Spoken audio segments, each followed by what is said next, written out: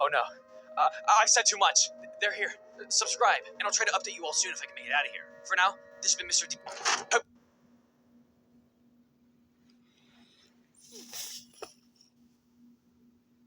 So, it is a hybrid war going on in Reality G, they say.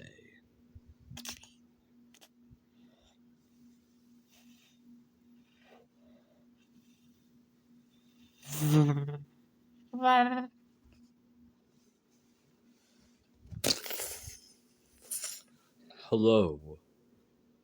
I'll be taking over for my brother Dagon. I am the true Crystal Dagon, as he mentioned literally the last video before this one.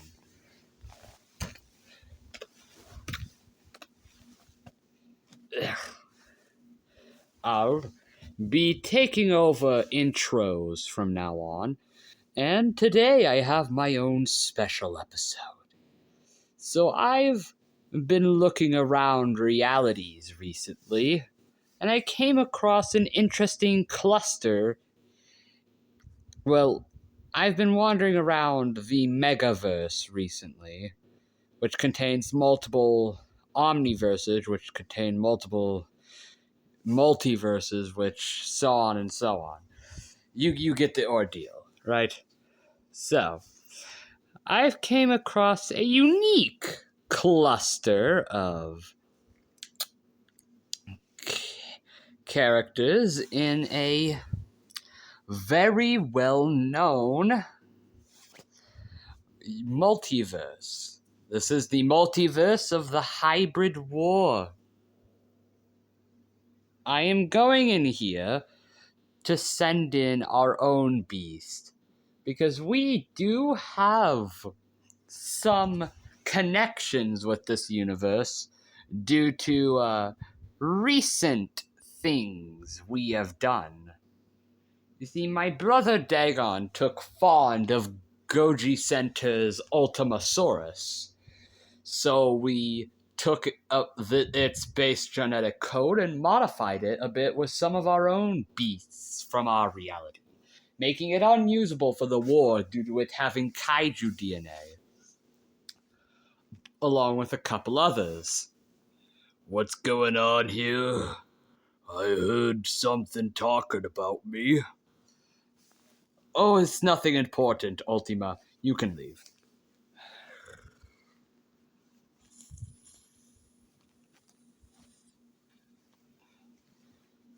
Anyways, as I was saying, I'm very interested in this war.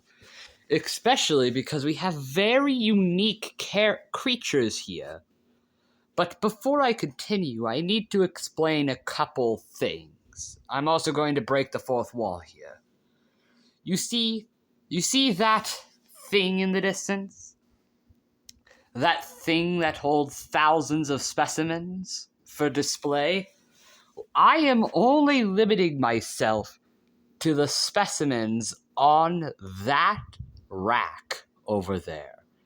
Those are the only specimens I am able to use to create this hybrid. I cannot use characters I do not own yet. The last time I did, which I'm pretty sure I still have the video up, called My Wacky Hybrid Creation, that I was originally planning on sending into war, but because of how boring and how stupid it was, I am not. Instead, we killed that hybrid, separated its genome, and added more elements to it to try and make the beast more refined, more perfect. You see, I've noticed a key term with all these realities. They always focus on the head of specifically the bite force or the armor or the intelligence of the beast. None have never primarily focused on the claws. Sure, they mention the claws and how it needs to be strong, but they never focus on it. They never refine it. And I do want to mention that that I will use modern-day animals, unlike the previous one, but I will only mention them when I have to bring them up in order for, filling in the gaps of the creature. For the major assets, the dinosaurs specifically, I will be showing them with toys. Now, another thing that I should mention that I have to do in order for the major industries of Goji, like Goji Guys Industries and Goji Center Labs, get on to me about it. I have a lot of beasts I am putting into this one creation. But before you get on to me about it, we have a solution. You see, in our reality, specifically the Hollow Earth, we have also, this is coming from Reality Zero, the center of the Megaverse, the first reality ever made, by the way. We want to toss our own beast into this war, and thus I shall explain some simple mutations that we have here, specifically for health purposes, but would also allow us to have so many beasts into one creature. You see, we have a DNA strand called DNA Maximus, which has only have been made by the gods for health purposes, but we can use to our advantage here. You see, we have a lot of unique creatures, and not a lot of those same creatures as species to share organs with, just in case if one of the mortals of our reality have an organ failure or, some sort of organ wound. This DNA Maximus allows the body to accept any organ from every single creature to ever exist. This, coincidentally, also allows us to mix as many creatures, how outlandish we want, into each other in order to make a pure abomination that is somehow still able to live and function like a living creature that totally will not work anywhere else, but will work in our reality. Another thing I should mention, I will try to make it as congruent as possible by keeping postures, similar weaponry that they use, and, overall similar fighting tactics in general, so the beast does not get confused. But because of the DNA Maximus in our reality, it will allow us to more or less create the ultimate beast with how many creatures we want. The only limiting factor is the creatures that I have on my budget in the roster over there. Because as you can see, I don't really have a lot of characters to go by. I have a lot in general, but I don't have a lot of unique specimens from different species. But besides that, there is not much to say. So let the hybrid making commence. Now, when it comes to all beast making, we need a base for our behemoth, our monster, that shall fight.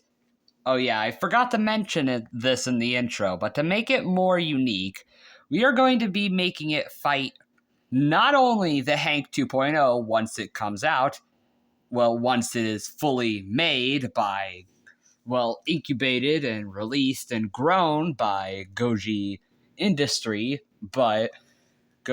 Guys Industries, but also to fight all the hybrids made by Goji Guys Labs.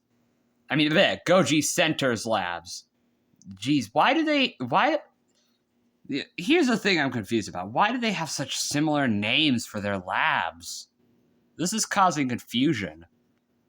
Anyways, it doesn't really matter. So, this means the opponents for this hybrid would be the Ultimasaurus, the original Ultimasaurus, not our version, which has the MyApp and Antarctopelta added to it in order to make spikes and claws more sharper, along with kaiju DNA, which we don't want our beast to fight with. But it would also have to fight the Indom 2.0 and the Indoraptor 2.0. So, we are already 10 minutes in. Let us get started with our beast. Now, the base of our beast shall be used with a creature known for slashing with its powerful claws and limbs, hunting sauropods even, the most powerful creature in its time frame, the Maipe, or however you pronounce it, the Maipe. I really like this creature. It's actually one of my favorite dinosaurs ever, and I've been wanting to use it for a hybrid for a bit. Unfortunately, I only have this guy in Pipe Cleaner, but since it's a part of the collection, I still count it. So, the Maipe. Its powerful arms, its very good respiratory system, its extra hollow bones for lightweight movement, this alone could probably kill the Indom 2.0. Thanks to its powerful limbs, sharp claws, fast movement, intelligent strategies, and simply just being a bit more agile than the Indoraptor 2.0, allowing the beast to outmaneuver the Indoraptor 2.0. Its sharp claws being the biggest and sharpest amongst all extinct or not extinct reptiles, mammals, birds, animals in general. What it has the biggest. What I'm trying to say is that it just has like the biggest claws out of every single predator. Like the biggest, the most rotund, the sharpest, and the most deadliest claws out of all predators that have ever existed. Which is why I want to use this. And this is why I went to target the claws specifically. Its jaw strength and bite force is pretty good. Body plan, decent. The typical theropod build. You know? So it's pretty good for a hybrid. I should mention that since Reality G also takes place in a suborder of the Jurassic World multiverse with similar genomes of creatures from that reality, like the Varies, Gigas, and of course the hybrids like the Indo and Indoraptor and Indominus, along with Scorpius. So I am allowed to use genomes from Jurassic World as well, along with the custom-made genome of future creatures on this list made by Goji Guy. I mean, not Goji Guy, Goji Center. Why do they have similar names? God, I'm gonna have a horrible time trying to remember which one's which. Why couldn't have had it been more simpler? Oh, right, he's also known as Godzilla Guy. Okay, that should help. So, Goji Center and Godzilla Guy. I'll say it like that from now on. Because if I say it normally, I'm gonna go nuts by trying to remember which one has the center and which one has the guy in it, because they both start with Goji. Ugh. Okay, so we have the base done. Now, to add on to the base for good respiratory systems, we're going to add raptors. This will also contribute to bite force and intelligence. We're going to add 3 raptors. We're going to be using both the real-life Utah Raptor, well, 4 technically if you count the 2 different Utah Raptors I'm going to use. We're going to do the scientifically accurate Utah Raptor from Reality Zero, the Hollow Earth Raptor specifically. which has no changes to the real-life animal. It's just a bit bigger, so we're going to shrink it back to its normal size. But other than that, it's practically the same. So we are going to be using the Hollow Earth Utah Raptor, shrunken to normal size, basically the paleo-accurate Utah Raptor, and the custom Jurassic World genome that Goji Center made, the Jurassic World Utah Raptor, which will increase its intelligence, sharpness of the claws, increased bite force, increased size, and increased power. Which, might I mind you, should be very, very good. Now, to increase the intelligence, we will add 2 other raptors to this mess. The Atrociraptor, as in Dominion, they're really good with pack behaviors, not really good at according them. And the Isla Sorna raptors, due to them being much more intelligent than every other raptor in the entire franchise, using one of the fallen victims of their prey as bait to lure them to help them, only to ambush them and kill them. Even though this failed, it proves that they are really intelligent. A lot more intelligent than, per se, a younger human. So it has on par with human intelligence now, which would make it smarter than the Indom 2.0, since genuinely humans are smarter than most apes. Now, what about a respiratory system, along with sharper teeth in order for cutting and slashing? Because we're going for a very sinister theme that I'll mention later on. Well, we have Concavinator for that.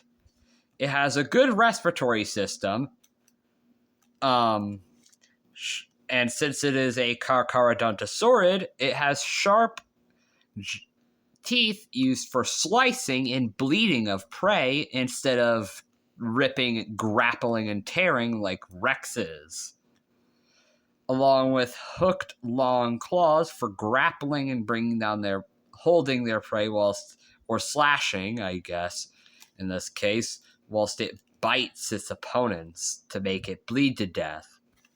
This will add even more to the genome, making it able to go on faster, along with have a better bite force,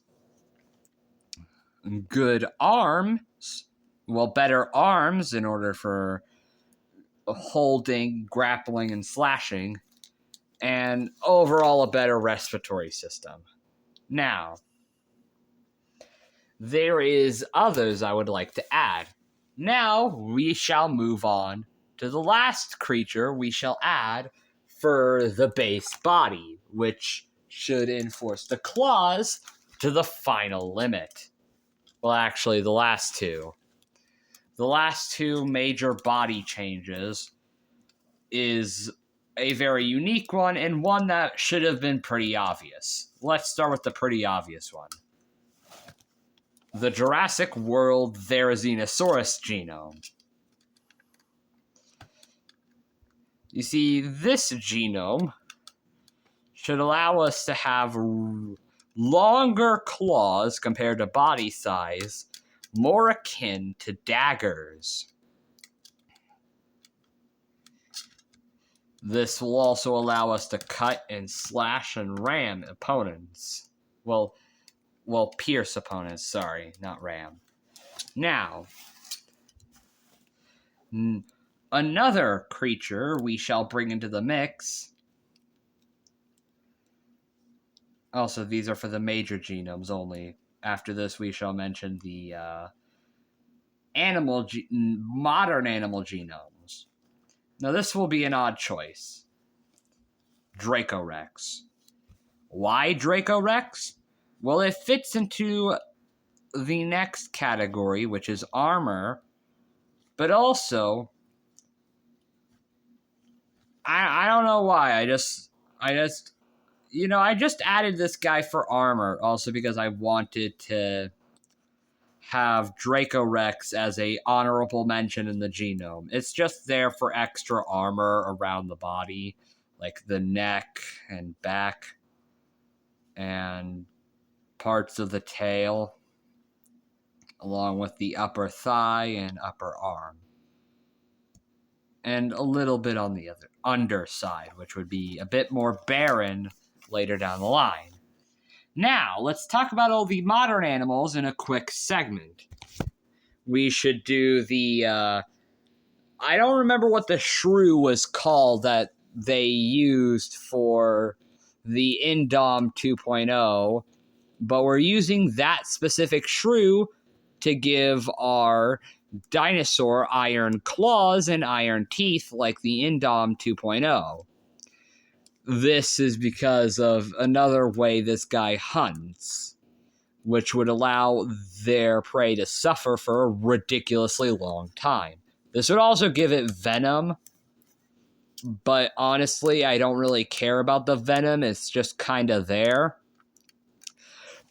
And other bodily functions, we are adding multiple different variants of vultures in order to allow it to withstand multiple diseases, thanks to them feeding off the dead all the time. Because of this, it would also increase feathers, which could help for armor, like to blunt the damage. But also, it will allow the intelligence to go up since vultures have the intelligence akin to dogs and young children. Human children, to be specific.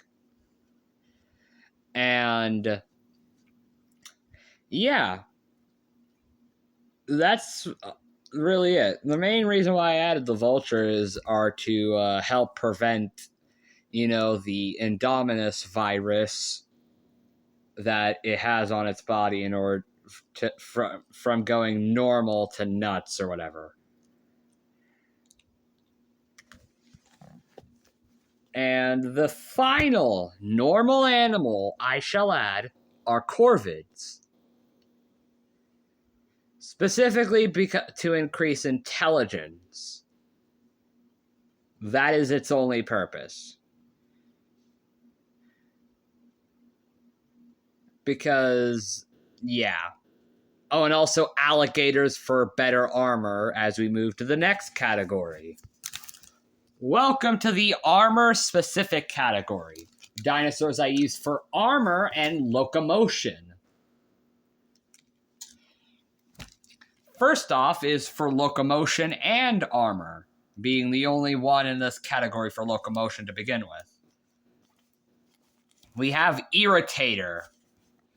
Now, the reason why I say this is because since I'm using the Hammond Collection figures, the Irritator for and yes, I'm counting the Hammond Collection as actual dinosaurs that most likely would be in the Jurassic World franchise and what they would look like. Now, Irritator has a paddle tail, you see, along with scoots and a bit of a hump on the back for armor. We're going to cut that hump in the final design, but I was akin to do it. It also has webbed feet and webbed hands, allowing for better swimming. The only webbing on the final design of the beast will be in the feet in order to help it swim. It has this, and this guy has the speed of a adult American. Oh God! This guy has the speed of an adult American alligator when he swims, and only when he swims. Now, for more armor, we have the Jurassic World Baryonyx. It has crocodile-like osteoderms on the back. You might think, oh, this is counteracting with the feathers. No, it is not. Because when I had a lump on my head, I clearly felt the lump over the hair. So it could definitely go over feathers. You can't say, oh, but you have to pick one or the other. Goji Center never specified that was a rule for the hybrid war. So, womp womp. We're using the baryonyx, along with others. This osteoderm armor runs from the back of the head all the way down to the tip of the tail, along with some on the upper side of the leg and upper side of the shoulder blade and little bit of the arm. This, along with sharp hooked claws for grappling and slashing, and sharp curled teeth to akin to bleeding more. This will allow our monster to absolutely shred the crap out of anything it fights. I'm surprised I have not cussed at all. Like, usually I cuss in these videos. I'm surprised I haven't. Maybe it's because I need attention for this video, so I'm making it more safe for children. Maybe not. I have no clue. Now, another specimen. Allosaurus. Why? Well, I don't know. It's basically the best of all worlds for this hybrid. Sharp, powerful, long arms with sharp curled claws. Armor up on the shoulder blades, the legs, the back, head, neck, and tail. Good respiratory system. A decent bite force. And a gastralia on the underside to help with protection of the belly. This is the jack of all traits when it comes to this hybrid, which is why we definitely have to add it. I was thinking about Saurophaganax, but we don't have a Saurophaganax figure, so unfortunately, no Saurophaganax. But what we could do is Postosuchus. A very good bite force, powerful arms, despite it being, well, short for the real animal. Long legs, a good respiratory system. Well, a decent respiratory system.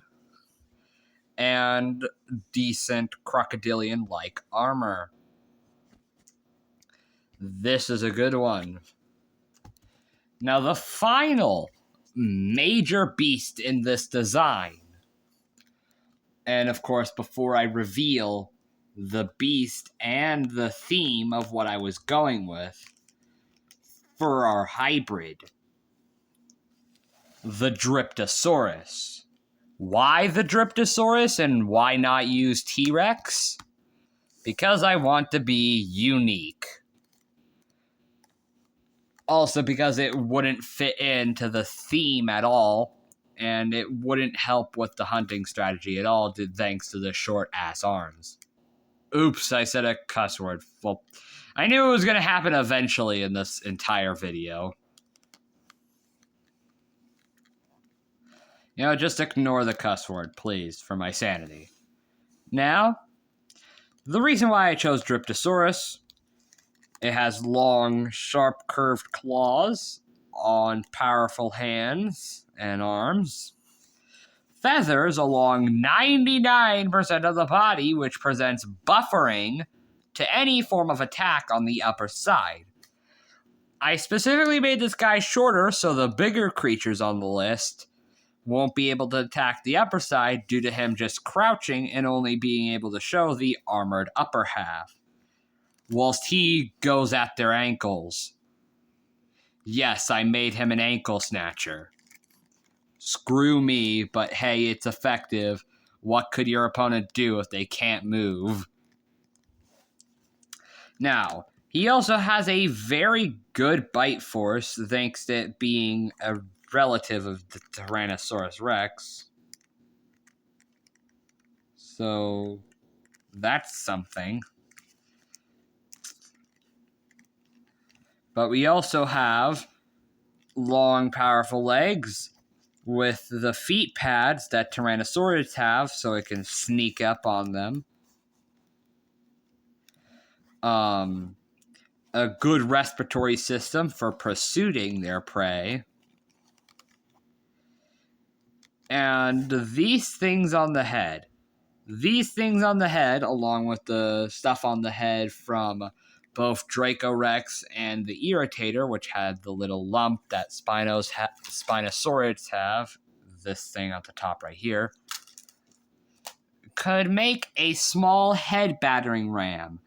It's not going to be as effective as like a Packy or something, but just to give like a little bonk, that could actually hurt a bit. Also, because if they do the charge, as in the Minion, where the Giga, slammed into the Rex, it would be a bit deadly if they do such a similar clash. Ramming with all that force on a bunch of sharp-edged and hard points would lead to blunt force damage right to the body. This is also why I prefer to make him an ankle biter, so if they step on him, bah, it's like stepping on Legos. It's not a good time. Nobody likes to step on Legos, not even dinosaurs. I should know this, because I actually almost broke a figure one time because I forced them to land on Legos on accident. Like, I dropped them on a bunch of Legos I had out, and it literally scraped the figure, but it also almost broke it. That's a story for another time, but that just proves to you that dinosaurs also hate Legos.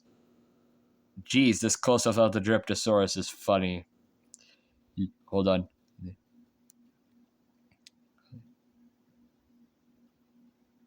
I want to see if I could... I am watching you. Man, that's stupid. Anyways, now it is time for the grand finale. The thing we have all been waiting for. The hybrid.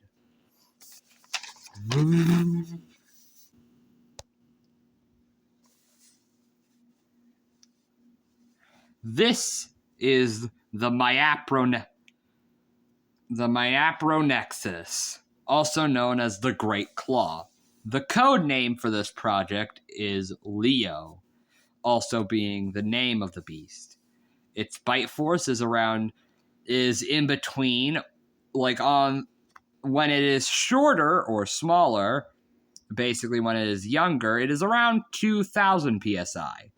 At maximum prime, basically the usual adult height before elder, it'd be 5,000 psi. It is about 15 feet tall and 26 feet long. Basically, I mixed the height and length of an Allosaurus and a Very, since they are basically similar size of... Oh, and also added some weight and size of Drypto and other competitors. The smallest on this list is the Atrociraptor and Islasorniraptors, which by proxy is still very tall. Everything else is fucking massive. Is really massive. So, I behold to you Myapronexus. A powerful, biting jaw with armor rippled across the back. This beast is ready for any fight, specifically with its opponents. A paddle-like tail, allowing it to swim similar to a large American alligator. Webbed feet. I was thinking about putting webbing on the claws, but that would hinder it from doing something akin to this, which would allow for more spread of their attack, allowing more stabbing points. Now, the theme of this hybrid that I was going for this entire time was a torture method. Yes. A torture method. Have you ever heard the term death by 1,000 cuts? Yeah, that's what this is. I turned it into an animal. They hunt by using the venom from the shrew by biting. When they bite into their opponent, they inject the venom into their opponent, which I modified it a bit with other critters that I shall not mention, due to it being like kind of, other venomous animals like snakes and poisonous creatures like pufferfish and, I mixed all those together to create a very unique venom that, oh, and also other venom types to make it act more like an anticoagulant, making, the prey bleed for a ridiculous amount of time.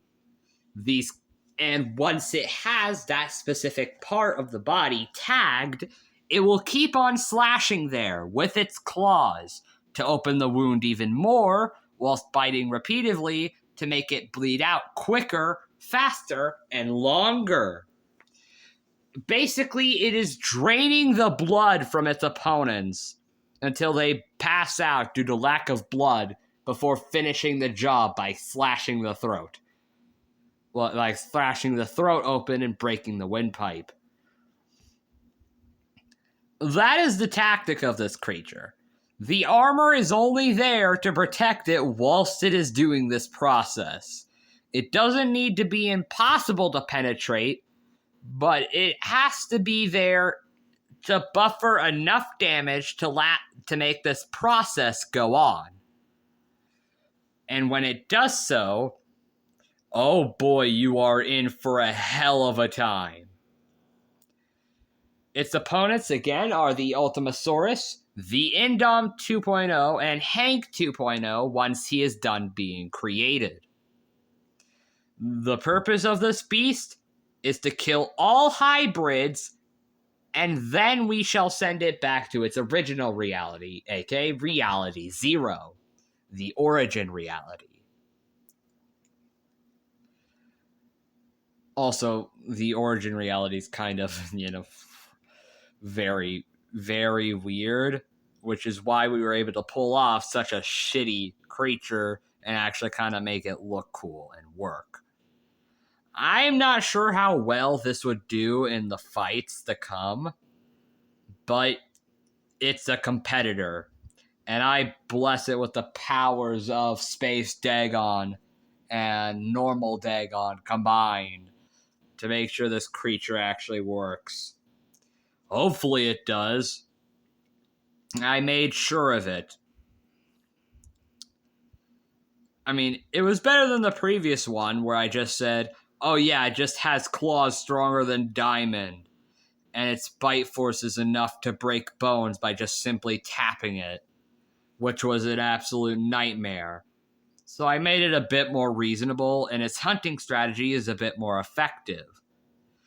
You see, they never made because I've studied all the hybrid videos that major YouTubers have made for this hybrid war. And none of them, and I mean none of them, so far have covered death by 1,000 cuts and major external bleeding. Which means this guy, if he pulls it off correctly, thanks to his high intelligence, this is why I added so many high intelligent creatures, is so he could actually pull off this feat of basically slashing at the ankle caps or throat or whatever access body part it has to that would be easy to cut open. Slash it, bite, slash, bite, repeat, whilst its armor hinders the damage. That's what this creature is going to do to you until you bleed out and fall unconscious due to lack of blood, so it can easily cut the jugular and make sure that you die. That is the whole purpose of this creature. We are dropping it into every single hybrid reality that has sparked from, well, Hank's first fight. And I'm talking about Goji Center's, Goji Guy's Hank, not our Hank, which is the name I gave to a Jurassic World Ankylosaurus I have. Anyways, besides that, this fight is going to be crazy. I made this bastard to kill everything it is able to. And my goodness, I have not disappointed you. Oh yeah, I also forgot to mention a final creature I added just to make sure the venom is a bit more annoying. We also added Megalania. Yeah, I forgot to mention I have this guy. So seeing this guy in the video also mean you actually decided to watch all the way to the end, which I appreciate it. But this is a bonus character that I shall add into the genome specifically for the venom to make it more annoying and last longer, because since it is now confirmed to be a bigger subspecies of Komodo dragon, also known as Varanus priscus, but Megalania sounds more cooler, it would act similar to that of the venom of Megalania, basically making their prey bleed out until they fall unconscious or weak enough to where it will just kill them. That is the whole purpose of this guy, death by 1,000 cuts. And I hope it accomplishes that in the wars to come.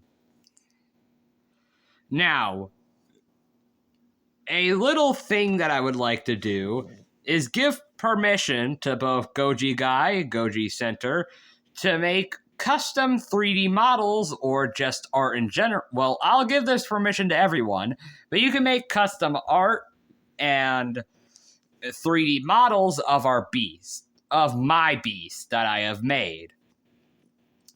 I am doing this is because I really like this design, and this video ain't doing you justice because my camera is absolutely crappy. So I'm going to get a close-up in order for the render to actually show all the detail, so you have a good idea of what this creature looks like.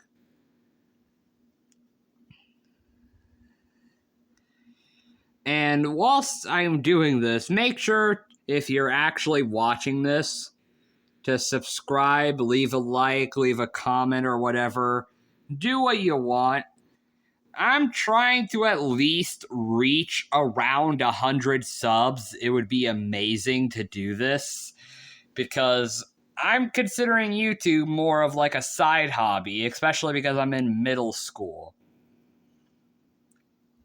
And because of this, I am going to go nuts with anything dinosaur. Anyways, this is the Crystal Dagon signing out. Until next time, my friends, I shall